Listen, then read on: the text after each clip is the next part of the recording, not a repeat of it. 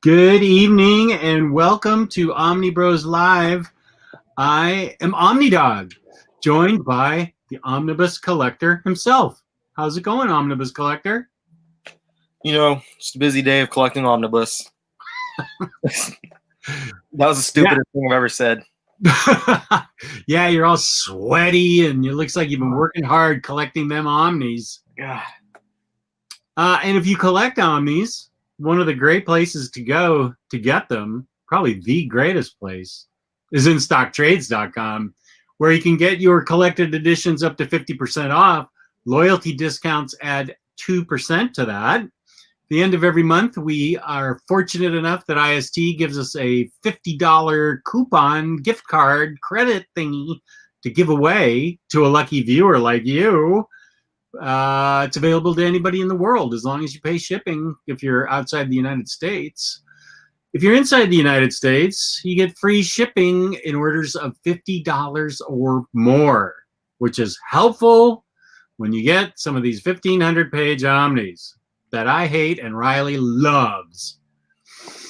My favorite. Yep, fabulous customer service, fabulous packaging. That's InStockTrades.com. And I have been doing an action figure show with Tyler for the past 2 hours, hour and a half. So I was unaware that apparently Disney decided to just vomit up 25 new show ideas. Yeah. And, I thought it was just Star Wars, but it's a lot of MCU stuff too. So maybe we retitle this as just being like talking about the Disney whatever it's called. We can do that after the show, because I guess it's not just Star Wars stuff we're going to be talking about, but the Marvel Cosmic Universe smorgasbord, if you will, all kinds of stuff. I've got a bunch of, I'm looking at my phone, I've got the tweets that the Marvel Studios Twitter has been putting out regarding all these things that have been dropping the past like 30 minutes, basically. Yeah. And some of it is just, mentioning shows that we already know about. The Star Wars stuff, there was, I think, 2 shows that we already knew about, but a lot of new and exciting stuff.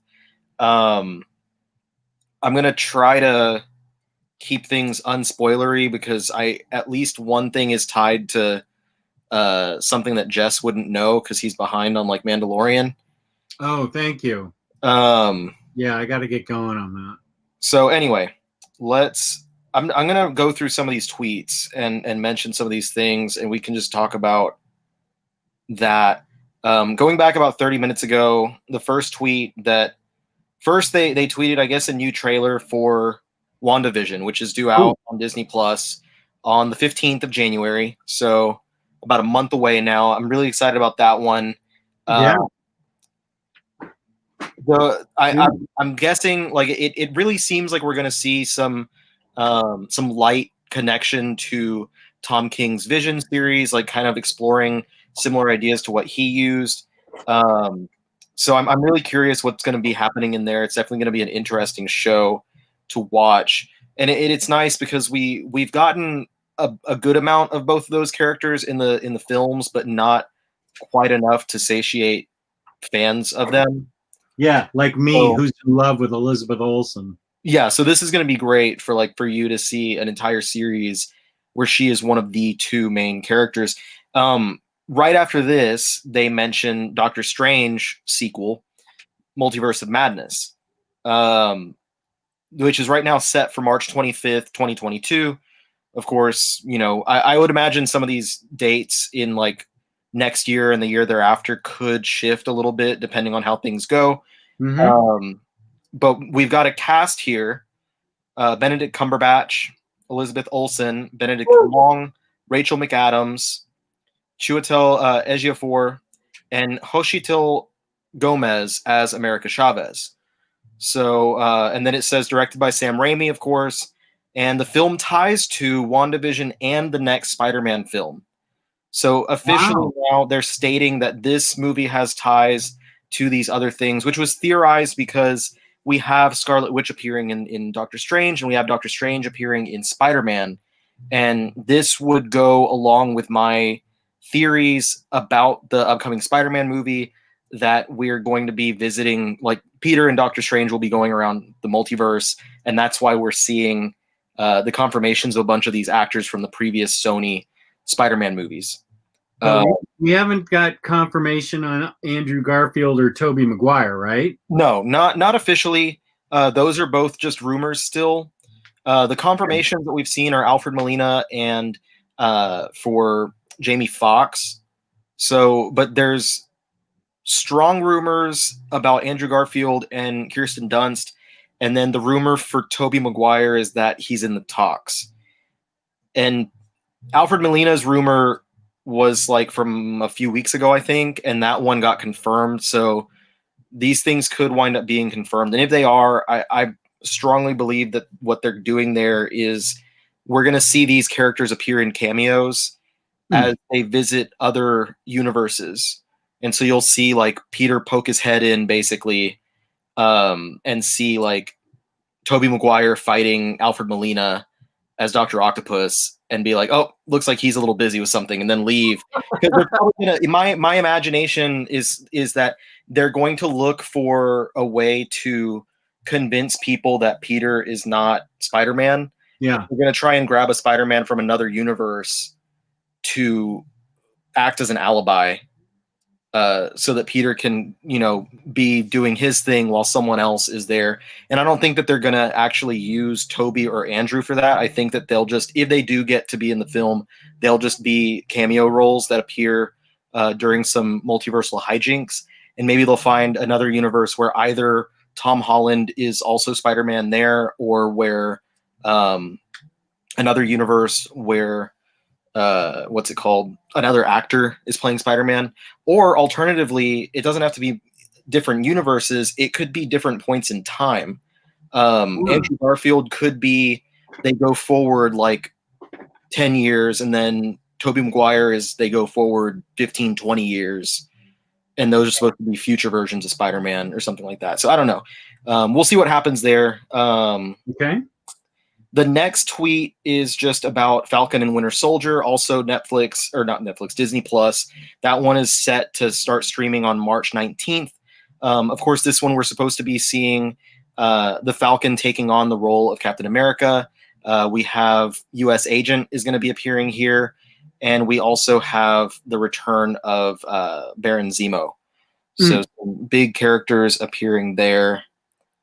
And then another tweet for Loki. I guess there are some clips and first looks, like little video clips that I'm not going to look at here. That's a TV show live. That's with Tom Hiddleston for May 2021 on Disney Plus. Okay. Another series. The spacing out of these, it seems like if it's weekly like Mandalorian is, they're basically going to do like one show, and then that show will be done, and then another show will start up immediately. So we'll have like a constant stream of Marvel shows to watch all through 2021. Wow. Which will be nice. Still dealing with the damn pandemic and stuff, to be able to look forward to a show every week. Next up, we have What If? Space, time, reality, it's more than linear path. What If? An original series from Marvel Studios, summer 2021. Is that live action or animated? This is animated. So from what I've understood, and there's a video here as well that might give some of this information, but from what I've understood, every episode will be focusing on another like universe of that And I think one of them is going to be like the zombies universe. And then the one that they're showing the picture up here has Peggy Carter as Captain. Is it supposed to be like Captain Britain or something? She's got the flag on, but she has the shield like Captain America. So it's, they're doing different versions of, fun like what if stories, multiple stories. Next, we've got production has just wrapped for Shang-Chi and the Legend of the Ten Rings. We're excited to share the fantastic cast bringing the film to life. Shang-Chi and the Legend of the Ten Rings is in theaters July 9th, 2021. And we have the cast here, Simu Liu as Shang-Chi, Tony Leung as Wenwu, Awkwafina as Katie, Mengar Zhang as Jialing, Michelle Yeoh as Jiang Nan. Ooh, Michelle Yeoh's great. What? I think Michelle Yeoh's great. I'm not sure I dig Awkwafina that much.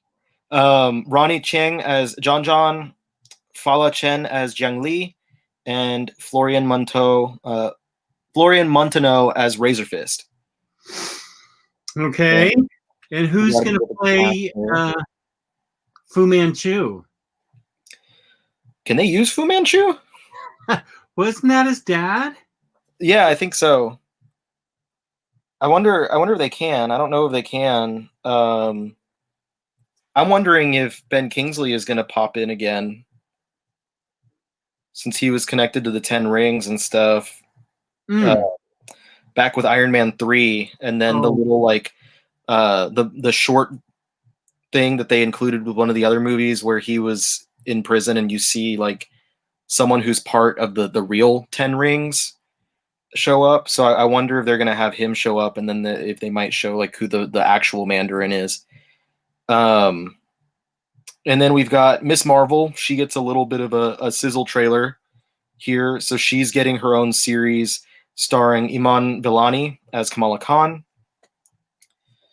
And that is coming late 2021. So again, it looks like they're stringing these series along, because Loki was May 2021, and then What If is summer 2021, and then Miss Marvel says late 2021. And Ms. Marvel's live action? Yes. These live action things are a gift from heaven.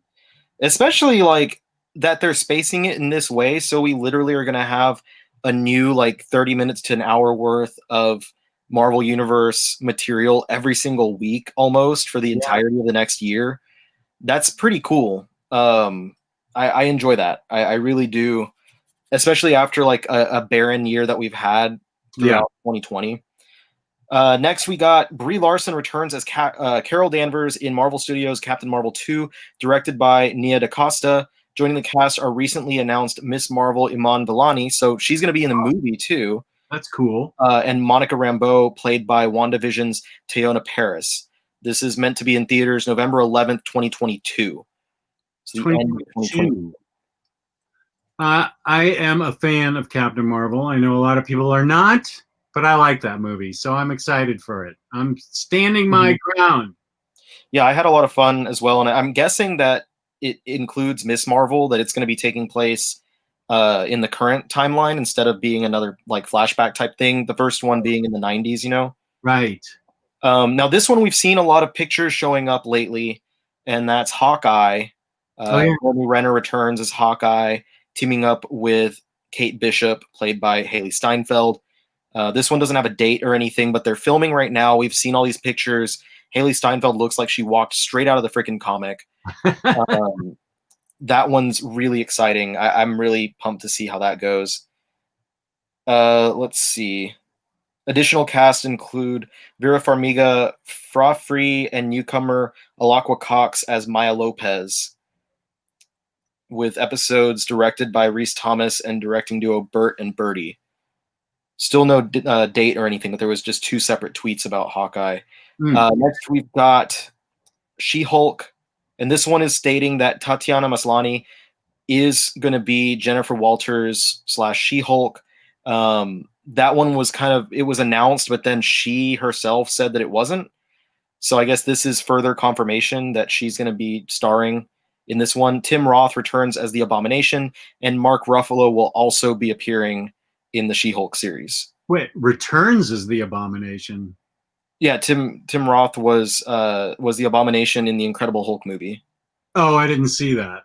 That's the only MCU movie I never saw. Well, you got to go fix that. I know. Directed by Kat Coiro and Anu Valia.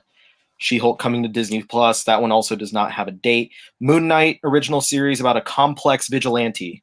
Ooh. No date, no information otherwise, just that Moon Knight is still something that's happening. Moon Knight. Yeah, I'm pumped with that one. alone. I am pumped for that one. We got I think the Omni is coming out, like next month or something? Yeah. Let's see. We got Samuel L. Jackson is back as Nick Fury, and Ben Mendelsohn as from Captain Marvel returns as a Skrull Talos in a Marvel Studios original series, Secret Invasion, coming to Disney Plus. So that's new. This is something that we did not know about prior. So that's really cool. I'm wondering like if this is going to be taking place between the Captain Marvel and the current stuff and showing like Nick Fury and Talos in that time in between, or if it's going to deal with some of the stuff because in the Spider-Man movie Far From Home, we found out at the end in the end credits that Nick Fury was actually not Nick Fury through that movie, and that he was actually Talos. So I wonder, like, that's my question: is which point in time is it taking place in? Okay. No date, no other information there. This one I think is also new. Dominic Thorne is genius inventor Riri Williams in Ironheart, original series about the creator of the most advanced suit of armor since Iron Man. This one is going to turn a lot of heads and make a lot of guys cry on the internet who are babies that don't like Riri Williams. So I'm excited that that's happening. I love Riri Williams. I think Ethan Van Sciver is probably working on a video right now to complain about the fact that they're making a Riri Williams show and no one wants to have anything to do with Cyberfrog. Why?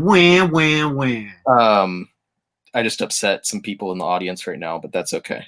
I totally do not care who we upset. That's happening. No date, but we do know the actress. We know Dominic Thorne, so we'll have to watch her Twitter and see people yelling at her online, which I'm sure is about to happen. Yeah. This one also is new. Don Cheadle returns as James Rhodes, aka War Machine, in Armor Wars, an original series coming to Disney Plus, a classic Marvel story about Tony Stark's worst fear coming true. What happens when his tech falls into the wrong hands? So that's really cool because we haven't seen anything mentioning where Don Cheadle may appear, and since Tony obviously is off the table, it seemed as if we weren't going to get any more Iron Man related stuff, and this is really nice because we're getting some more material based on Iron Man. I'm hoping that, you know, given the history of the way things are released, I haven't said a single thing about like collected editions until now, but I'm hoping that this would lead towards some more Iron Man Omnis, because they are few and far between for how big of a character he is, and maybe even a nice collection of War Machine material, because not every issue of War Machine has been collected before. Quick question. Yeah. Can you actually, I don't care for Iron Man. I love him in the movies, but I don't care for him as a comic book character. What's a good comic run for me to read for Iron Man? I think the easiest recommendation, especially if you're saying that you like the movies, is probably Matt Fraction's Invincible Iron Man, because he definitely had a lot of synergy with that character with the version that we see on screen. Okay. And it's one that's really relatively easy to jump into without a lot of prior knowledge about Iron Man.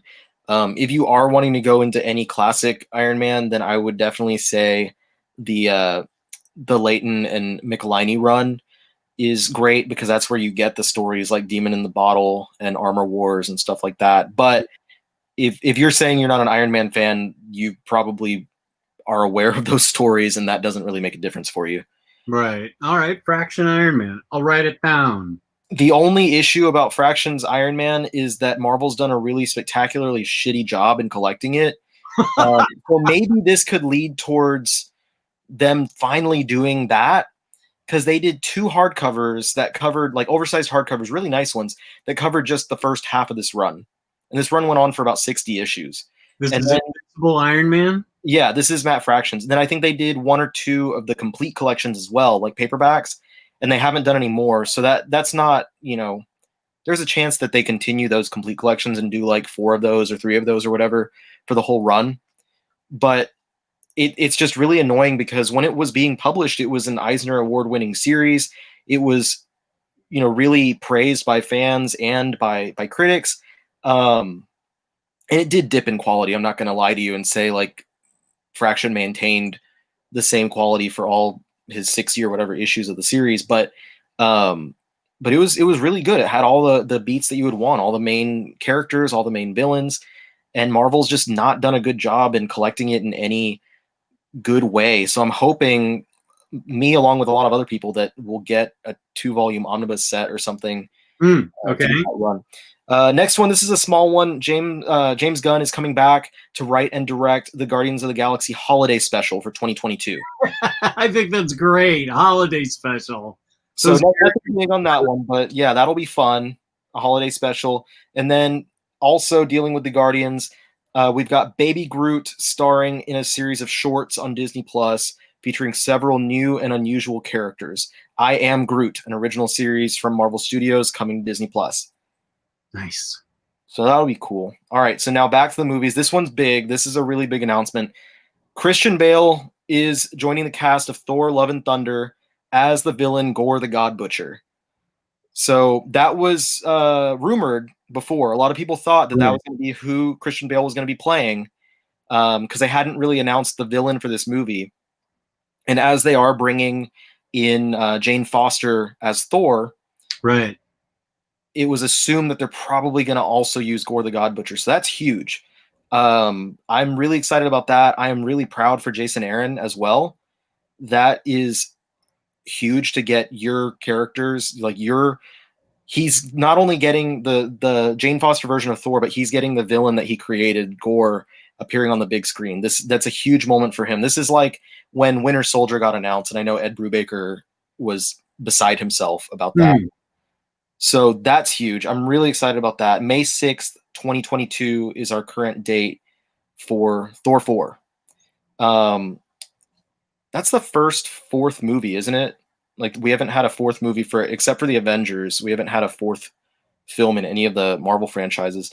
But we're getting a third movie for the Ant-Man franchise, Ant-Man and the Wasp: Quantumania. And everyone's returning. Paul Rudd, Evangeline Lilly, Michael Douglas, and Michelle Pfeiffer, all returning. And then Catherine Newton joins the cast as Cassie Lang, and Jonathan Majors as Kang the Conqueror. Kang the Conqueror. So Ant-Man and the Wasp: Quantumania is Ant-Man 3. Quantumania. Now this one is huge. John Watts will direct the new feature film for Marvel's first family, the Fantastic Four. Now, let me ask you, wouldn't everybody's thinking that Kang would have been a better villain in Fantastic Four? What do you think is the reason he's in Ant-Man? Something to do with quantum physics, time travel stuff? Yeah, since basically Ant-Man, funnily enough, like the fact that Ant-Man, the movie that was like the most like comedy centric of all of the Marvel Universe movies, and its sequel, Ant-Man and the Wasp, became like the backbone for introducing the idea of time travel into the Marvel movies, and like basically being the movie that causes the multiverse to exist, more or less. And I think that because of the connections to time travel with the quantum universe, the quantum realm, and all that stuff, that's why Kang is going to be appearing here in this movie. I don't think that, I don't want to say I don't think, I'm hoping that this isn't something that they just throw away. Like, you know, I'm hoping that Kang doesn't just appear here and then that's it. You want more staying power and appear in other things. Right. I want to see Kang be a major villain that appears throughout other movies. So I would love to see him also be part of Fantastic Four. I would love to see him be part of the Avengers films and stuff as well. I'm hoping that they don't play him off as a joke and have him gone by the end of the movie, because that Ant-Man and the Wasp is my least favorite of the Marvel films. And a lot of that is because like it just didn't, I don't know. I couldn't take anything seriously, like for especially the entire climactic fights or whatever of the movie. It was, you know, people running away from withholding like the shrunken building or whatever it was, and it was really slapsticky and didn't really work at all for me. So I'm hoping they don't pull something like that, because with the effects and all that they can use, and how amazing the quantum realm has always looked whenever they visit that and show that in the films, there's so many cool effects and so many things that they could do with Kang. I hope they go there. So we'll see what happens. But yeah, Fantastic Four, that's huge. They're announcing now, this is the first real news that we're getting that Fantastic Four movie, directed by John Watts. So I don't know yet that we have any confirmation of like who's appearing or anything like that. Do you think we could actually get a good cast for once for one of these Fantastic Four movies?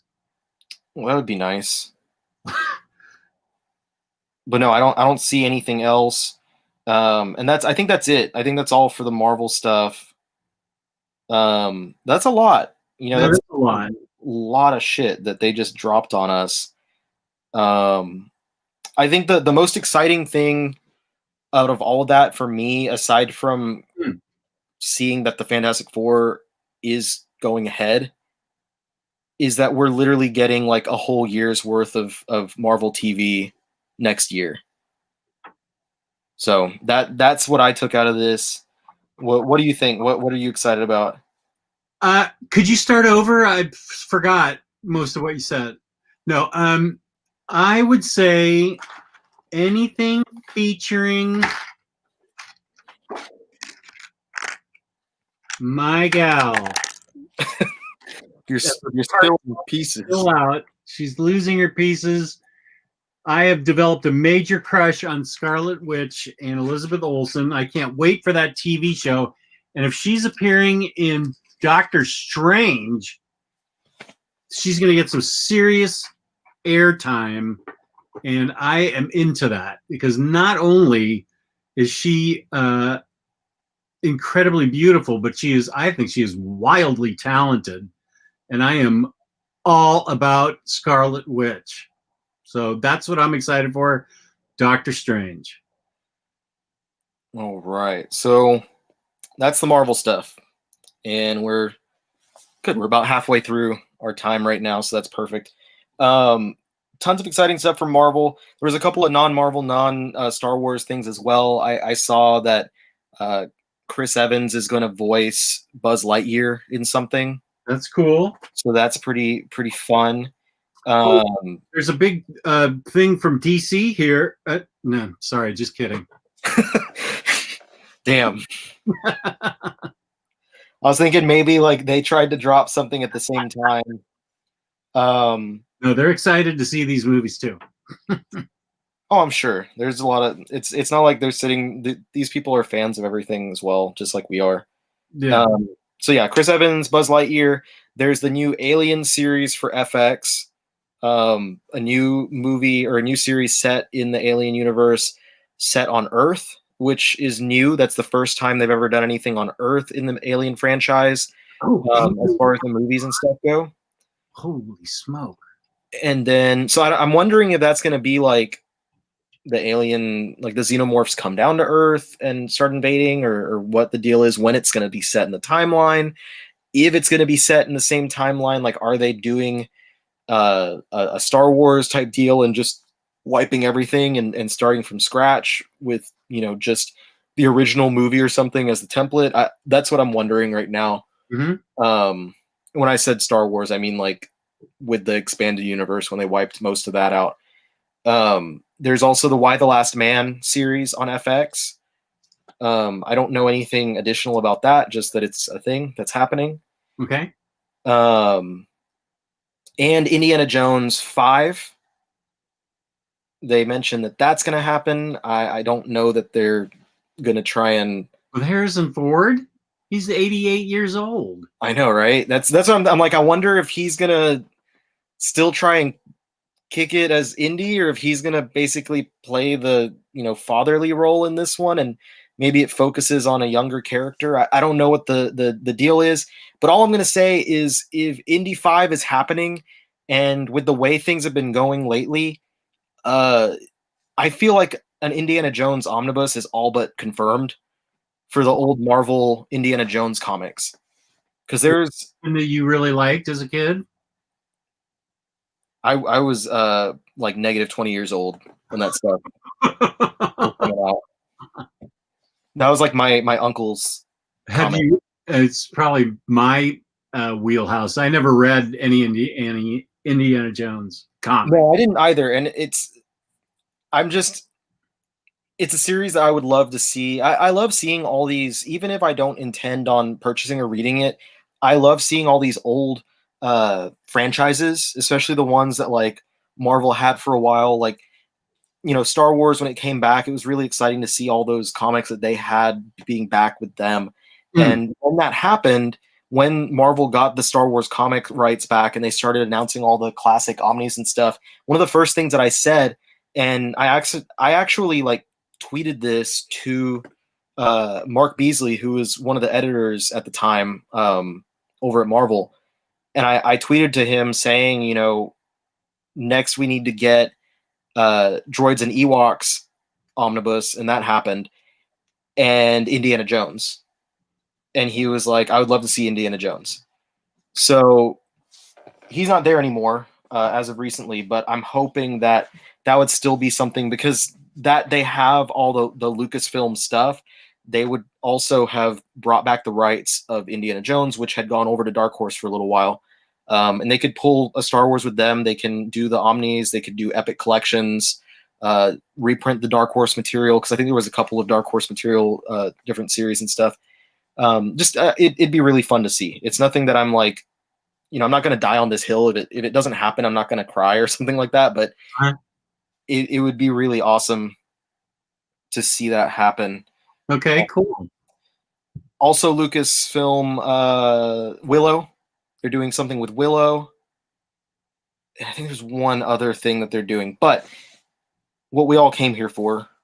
The Star Wars stuff. Star Wars. There's a lot of cool Star Wars stuff, and I want to mention and then kind of just guess on what certain things are going to be. Mm-hmm. Okay. So the first, this is the one that, like, when the news started coming out, and like people were dropping images and saying, you know, oh, they announced this, they announced it. I was like, okay, whatever. Yeah, that's cool. That's neat. This is the one that it turned my head. I was like, wait, what? So they've already announced this. This has been something that was announced for a while, is an Obi-Wan Kenobi series.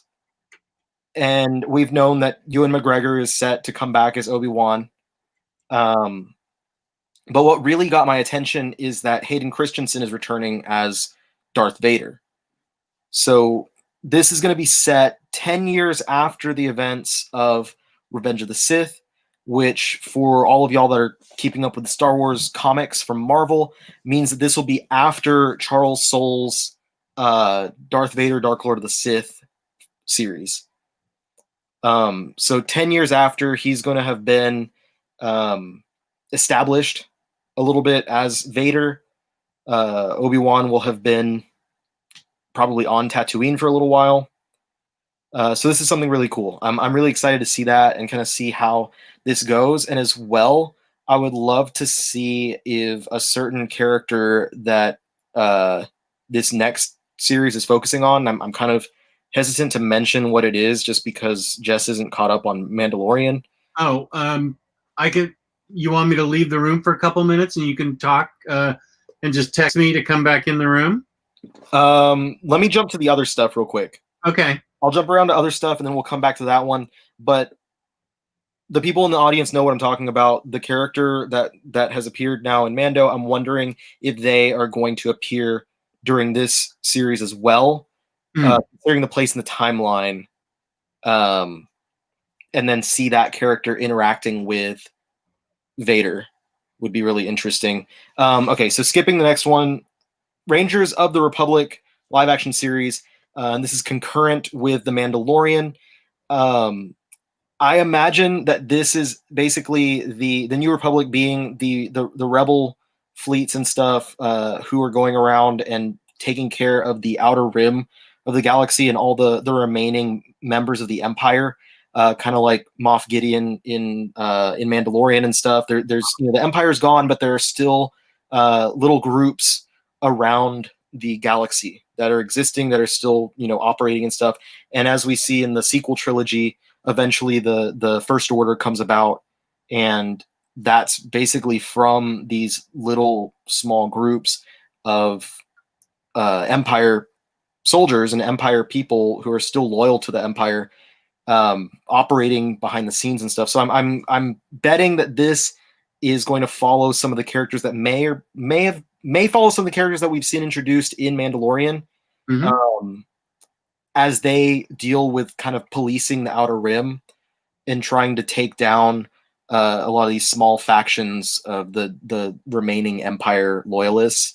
But as we know from the sequel trilogy, they obviously don't do a good job of that, because otherwise we wouldn't have the rise of the whole First Order and all that jazz. Next, we got Star Wars Visions, an original series of animated short films, celebrates the Star Wars galaxy through the lens of the world's best Japanese anime creators. Oh. So that's cool. Anime Star Wars. We have another one that was confirmed before, Cassian Andor. He's getting his own series. Cassian was Diego Luna's character in the Rogue One film. So my wife, I'm just going to go on a tangent here. My wife does not like Star Wars at all. She's like an anti-Star Wars person at this point. And I came down after work. I came downstairs and I was like, hey, I know you hate Star Wars, so I'm not even going to go on about it. But there's like 10 new things that they announced. And she was like, eye roll. And then like we ate dinner and I was washing the dishes and I was like, oh, by the way, I know you don't care about Star Wars, but Ewan McGregor is coming back as Obi-Wan. And she was like, oh, yes. And then I was like, and Diego Luna is coming back as Cassian Andor, and she was like, ah, yes, my space husband. And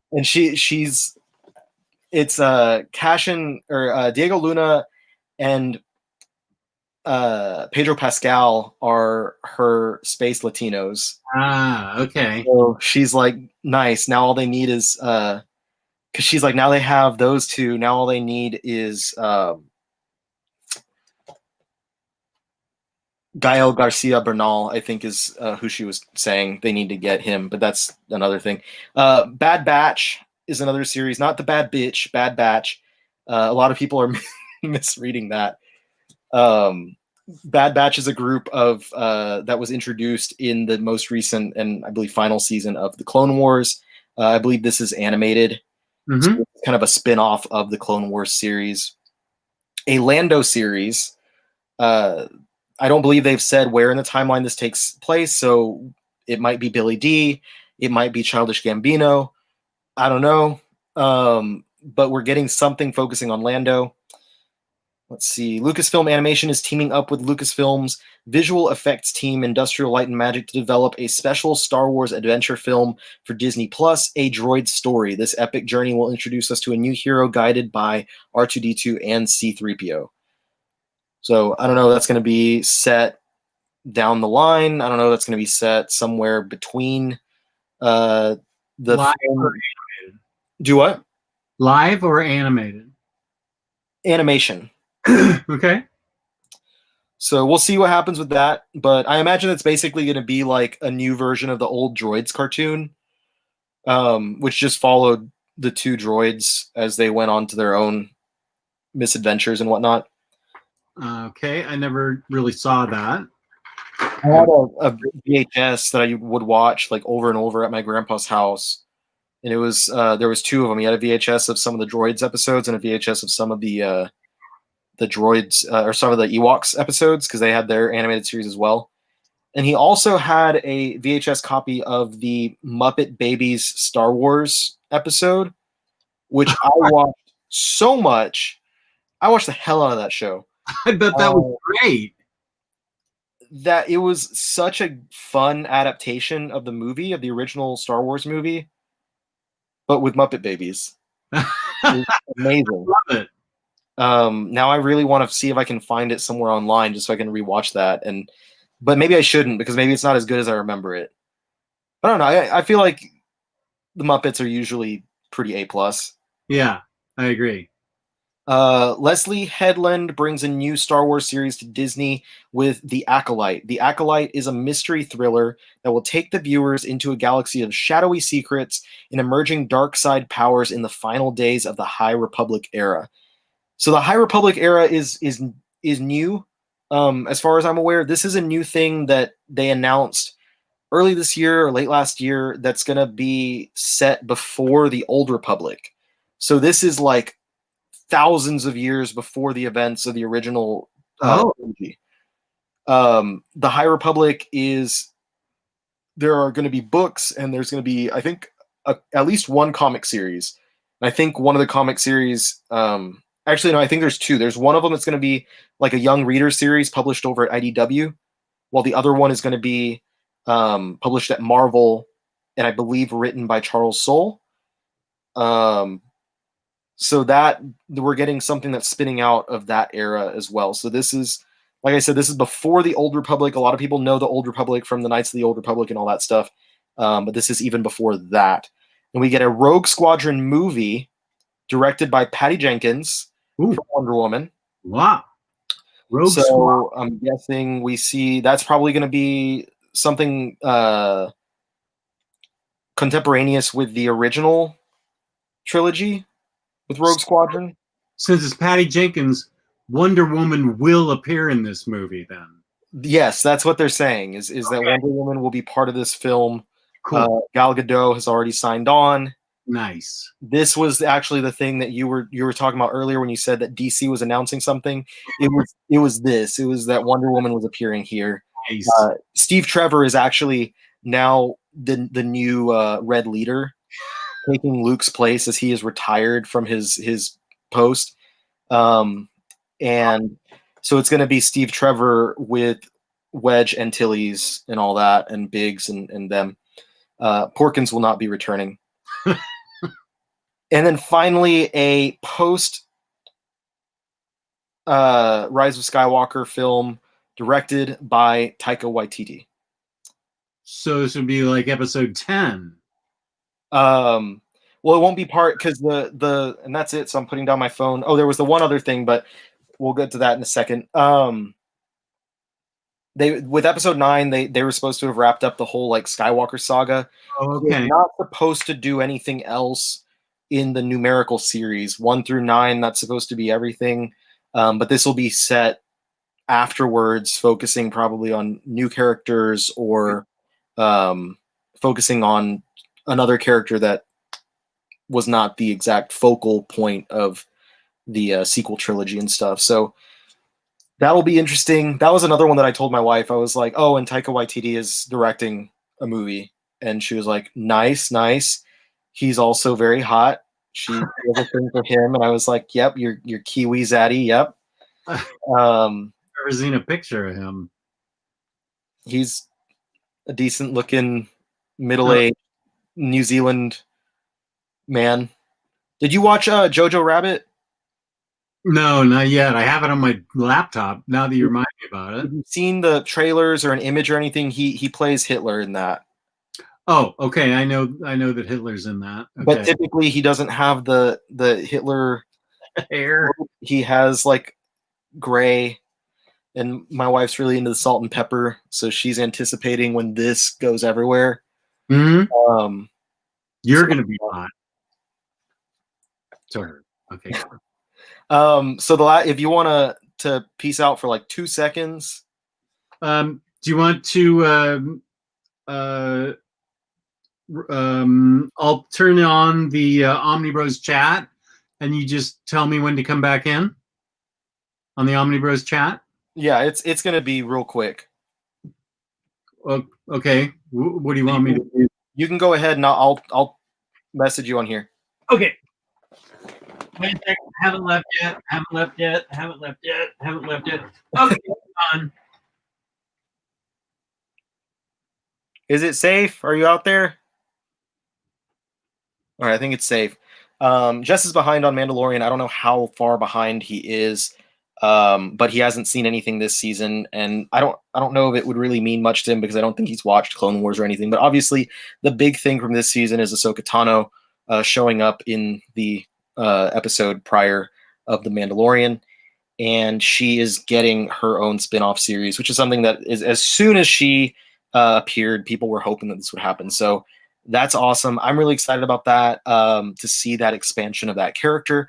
I'm excited to see, I was mentioning earlier, if she might appear in the Obi-Wan series, since, you know, we know she was kicking around in that time, and it would be interesting to see her interacting with a younger Darth Vader,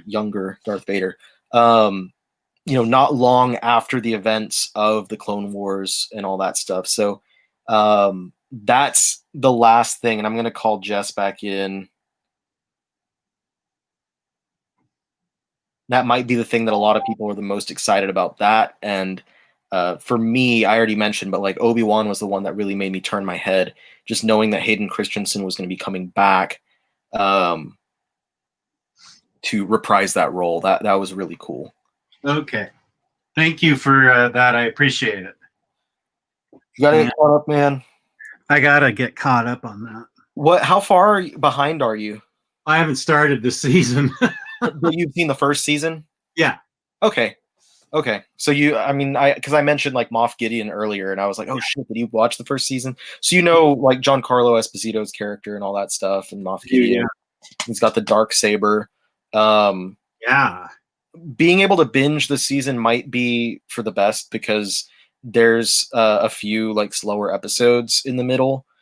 But once, you know, shit hits the fan, it really hits the freaking fan.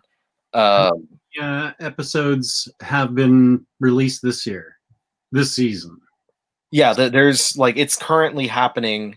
Yeah, no, how many episodes? How many? Yeah. Shit, I don't remember. You've seen them all, though?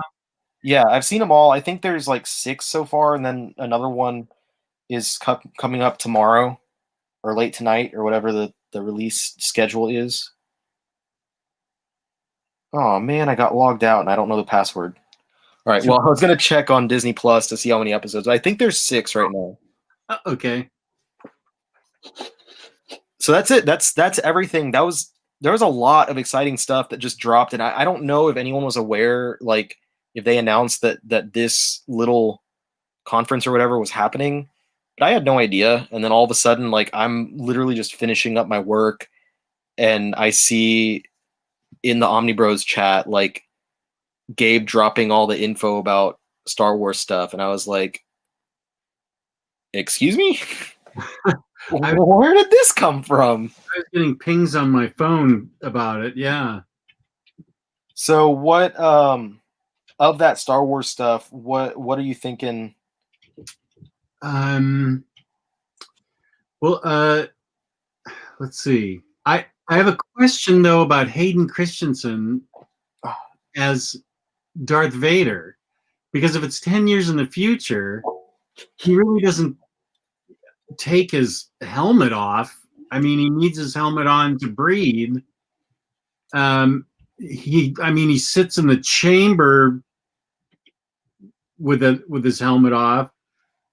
Why do you need any what it's not going to be Hayden Christensen's voice, hopefully, as Darth Vader. It's got to be James Earl Jones. So how would they even use Hayden in that? I don't know. Maybe they'll have flashback sequences of him before Mustafar and the duel and all that stuff. Okay.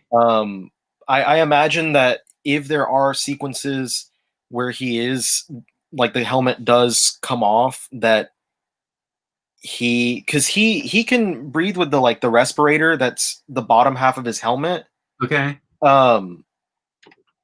But the at the end of the, you know, when Vader dies, his respirator is damaged and stuff, and he's hurt. So it's not so much that he just can't breathe; it's he was dying in that moment. But okay. So I would imagine they might have some sequences of him remove the helmet, and we'll get like basically the white pasty looking head, but it'll be Hayden Christensen under the helmet. But Mostly, I'm assuming that they'll want to do flashback stuff because, like you said, it's not like they can do much with like really proving that it's him in there. I guess Yeah. you could just get a stunt actor to be playing him for any sort of duels and stuff. But I will say that it's weird to see Vader not as like the because in the original trilogy the way that the character is very like heavy-handed and heavy-footed, and he doesn't have much mobility behind him. So like the lightsaber battles obviously were not that exciting, but like all his stuff is just that. So it's always weird to see him like in Rogue One, like doing all kinds of stuff with the lightsaber. So I don't know if they're gonna try and make him more mobile, more active in this new series, if they're gonna make him move around and fight in similar ways to what the they did in like the prequels and what they did in like the sequels and stuff, where the lightsaber fights get a little bit more intricate and a little more acrobatic, if you will. So I mean that's a really good question about that. I'm also wondering exactly what they're going to do with Obi-Wan, because they have visited that time period in the Star Wars comics kind of briefly. In Jason Aaron's run, he did like a few issues that were like from the Journal of Obi-Wan or whatever it was called, and it would be different issues set however many years apart, and just exploring like things that he did while he was in hiding on Tatooine. So I wonder if this is going to like cover any of that stuff, or if they're just going to ignore all of those, or if it's not going to take part around the time period of any of that stuff, because I don't even remember what years it was supposed to be. Mm-hmm. But yeah, there's a lot of cool things that are happening, a lot of cool stuff to expand on. What are you most excited about?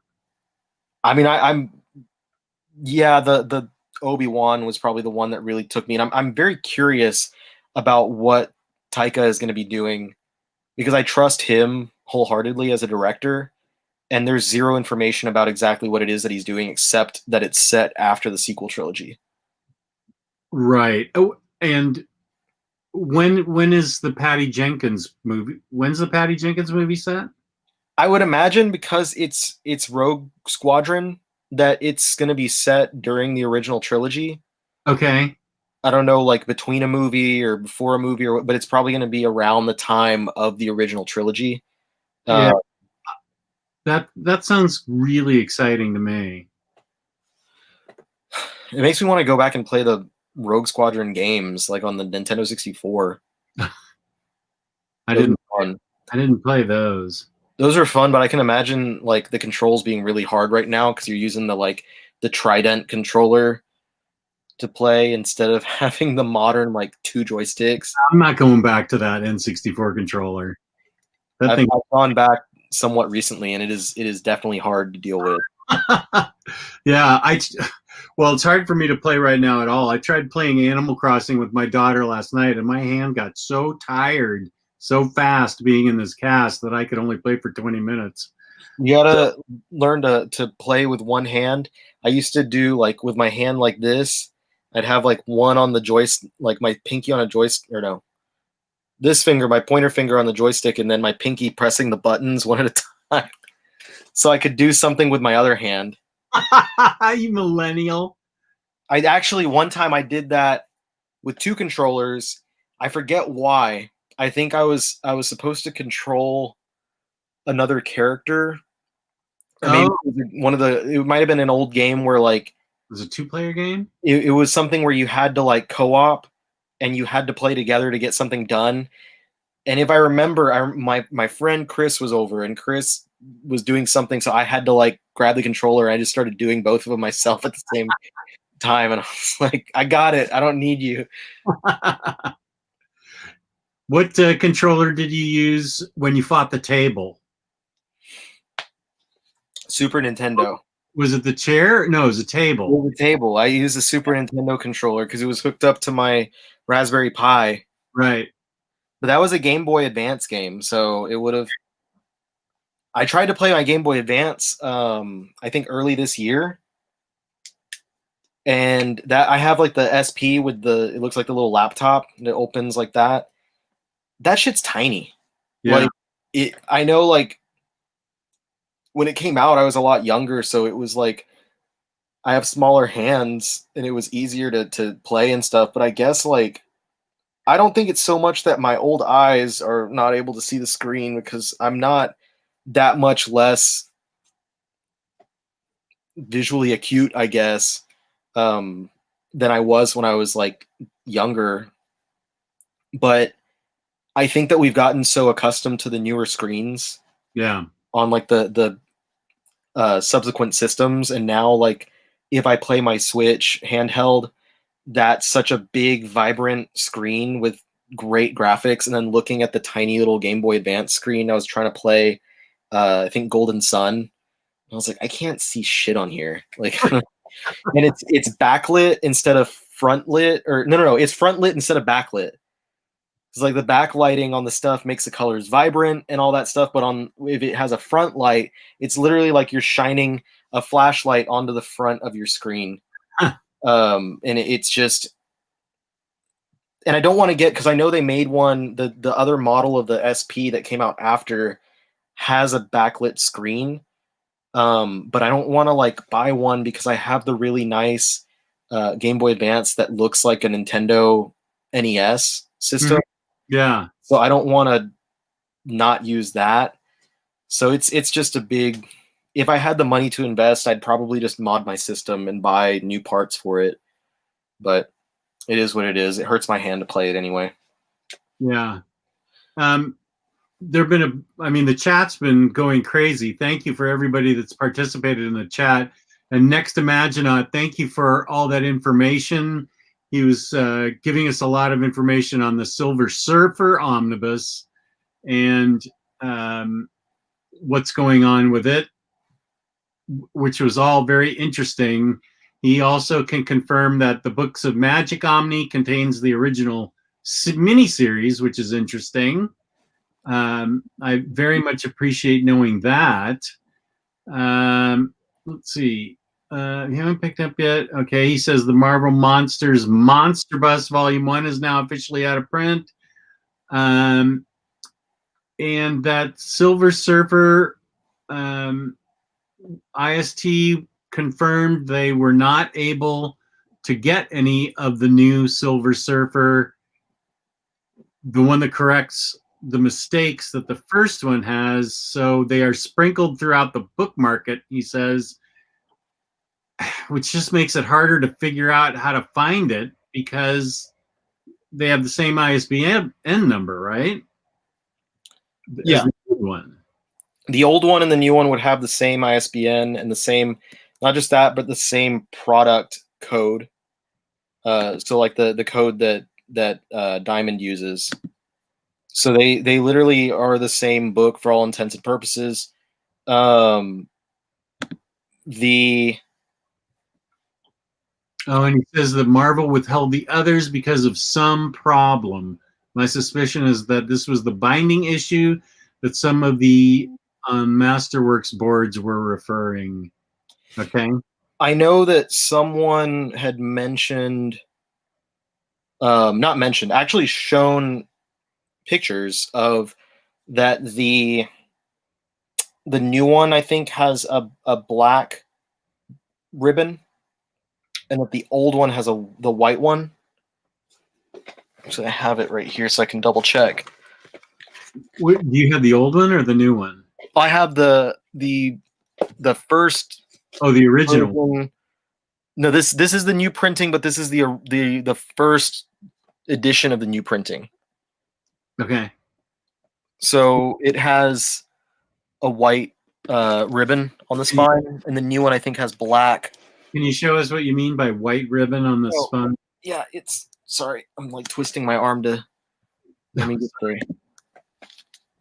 Wait, let me highlight you. So it's white and black on there. That's the stripy stuff at the bottom there. Yeah, so that ribbon at the bottom, and this is the one that has the printing errors and stuff And with so, the half pages and all that.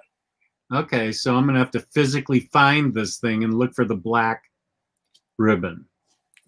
So yeah, that the other one someone showed off, it has a solid black Okay, solid black. ribbon. But I don't, I'm assuming that the actual printing errors were fixed, but what people were discussing was issues like they said with the binding. On Is the new, and that they printed it elsewhere, like they printed it in, I don't know if it was in Turkey or something. Like it was printed completely in another place than what we've seen a lot of the stuff printed from.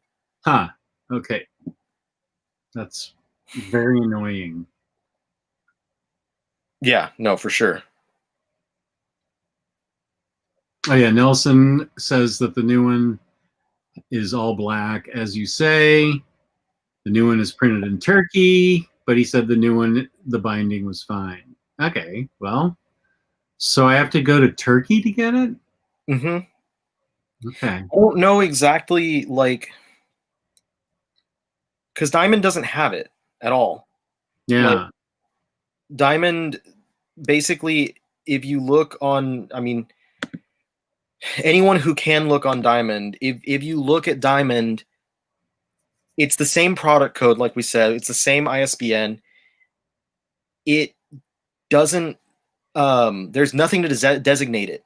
And it also is a purple triangle, which means that it's on back order with the publisher, but it's not stocked.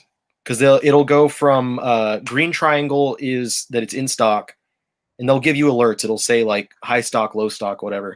And then it goes to yellow square, which is back order in stock. So they have some stock of it, but it's back ordered with the publisher.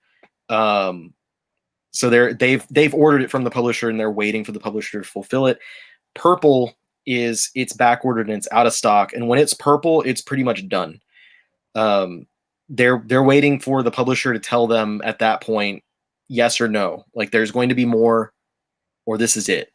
So at this point, that Silver Surfer, the variant, the one that I have by I think it's Asad Ribik, his cover is a red no sign, so that it's out of print, it's gone, it's Okay.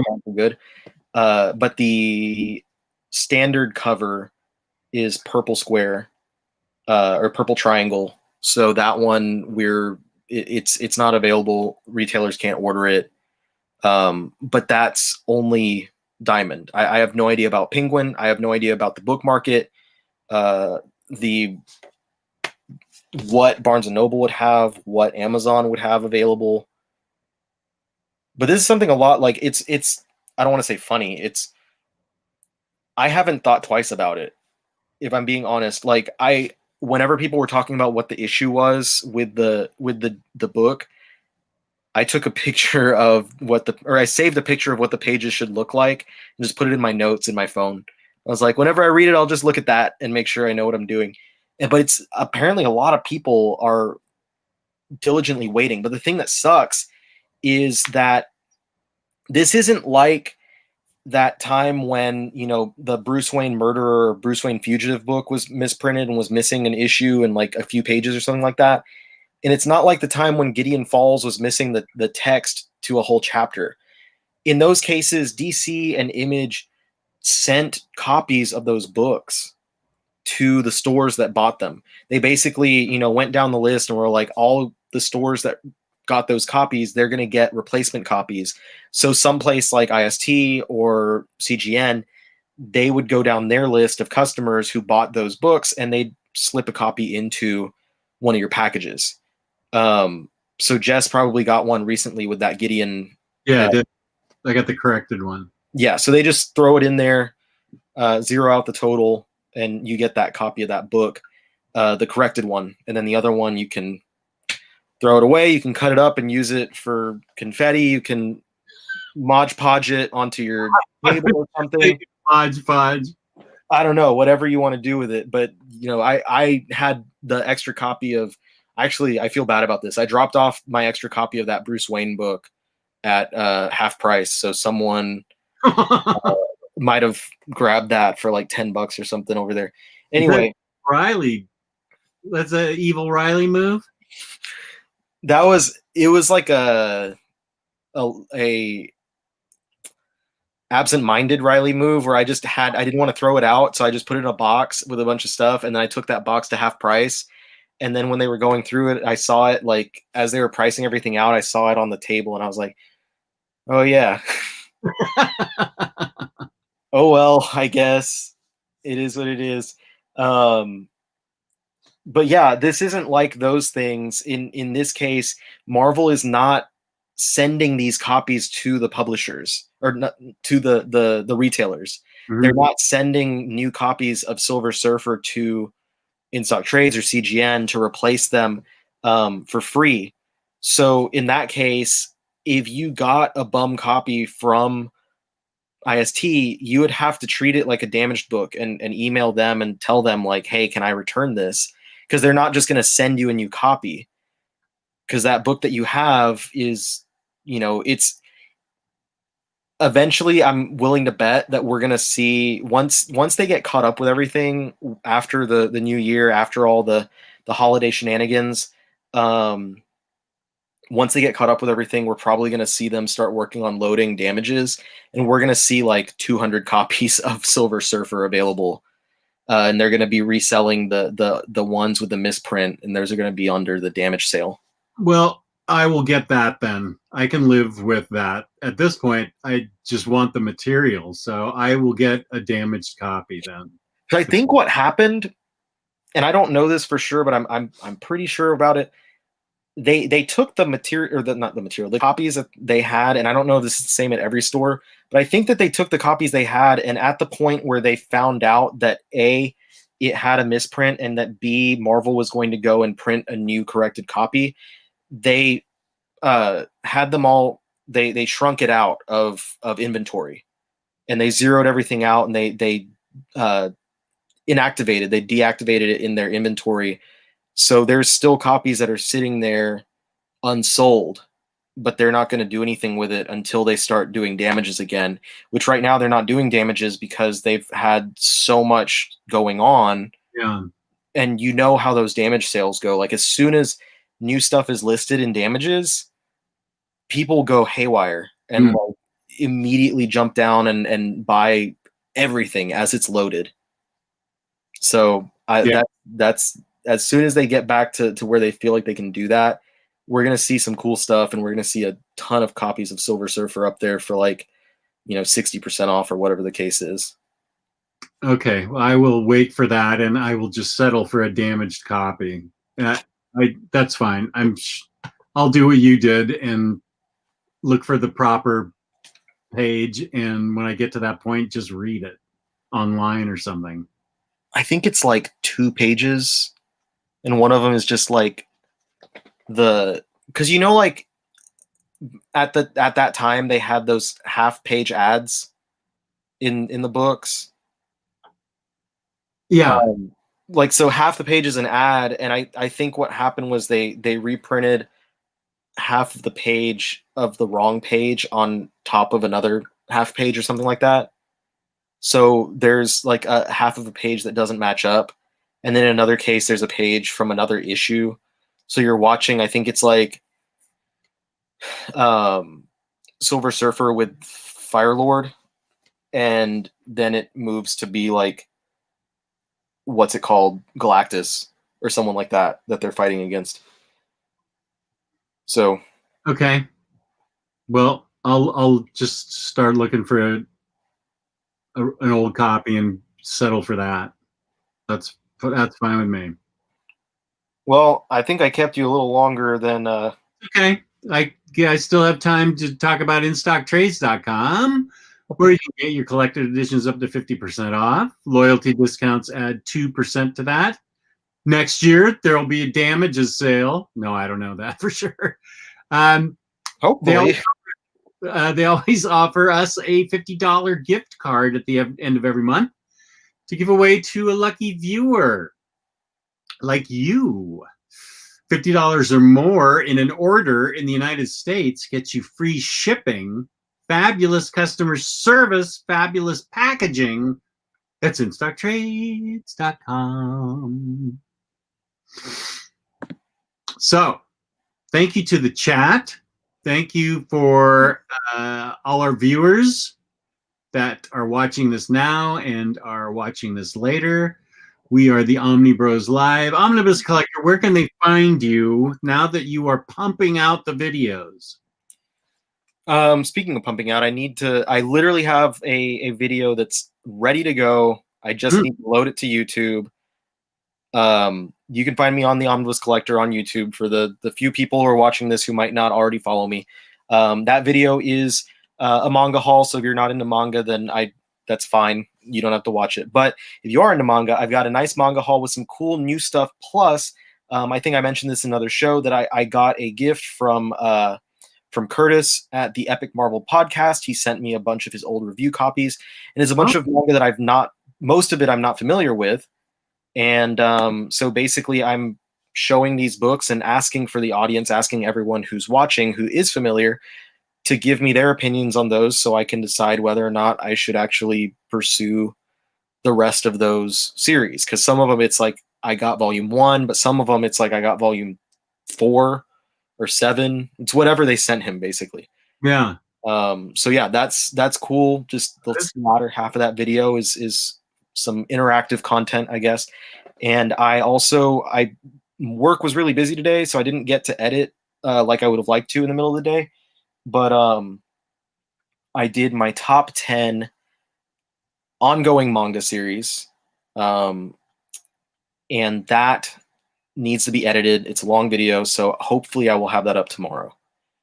But I promise I'll do some comic content that's not just manga related stuff. That's been what's on the top of my mind right now.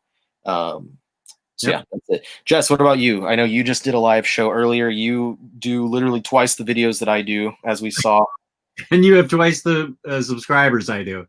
I just did an action figure Thursday with Tyler Blunt, T-Bone, where we talked about recent action figure hauls, our favorite action figures of the year 2020, and our goals in action figure collecting for 2021, where I forget all the names of the dark metal figures that I bought because I hardly recognize the characters, but God, the figures are cool. So you can watch that. I have to put the thumbnail up on that one. It's at Omnidog's Vault on YouTube. And tomorrow night at 7, Crime Corner with Taylor Brown, the Minister of Comics, 7 p.m. Eastern Time on my channel.